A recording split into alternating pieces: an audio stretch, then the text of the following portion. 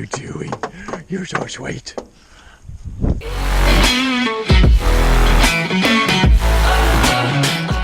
So we're talking about iron sights, okay? If you have an iron sighted gun, if you're going to move it up, it's like a rifle. If you're going to move your point of impact is where the bullet hits. If you want your bullets to hit up or down in a vertical line, you go opposite with the front sight. So if you're shooting too high and you want the bullet to go down, sometimes I got to think about this, okay?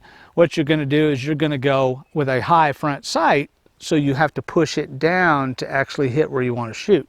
If you want to raise it up, you go with a small front sight, or a short front sight causes you to tip the gun up, if that makes sense.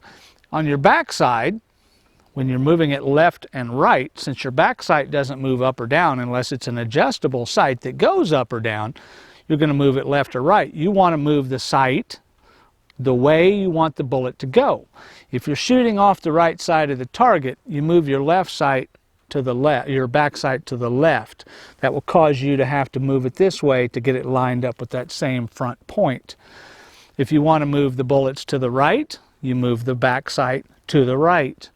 And you just do it ever so minutely, okay? Ever so small to make it count at range. Up close, it won't make much difference, but at long range, 25, 30 yards, it will make a big difference. So you have to kind of divide that. We usually start about 10 to 15 yards, and that's where we'll line it up, and then we'll shoot a far target to see if we're hitting or not. So just something to keep in mind. The way you want it to go on the back, opposite on the front. If you have an adjustable rear sight that goes up and down and left and right, you move it the way you want it to move. If I want the bullets to go up, I raise it. If I want it to move down. So only when the front sight is opposite. Whew, if that isn't confusing, I don't know what is. It's just a matter of doing it.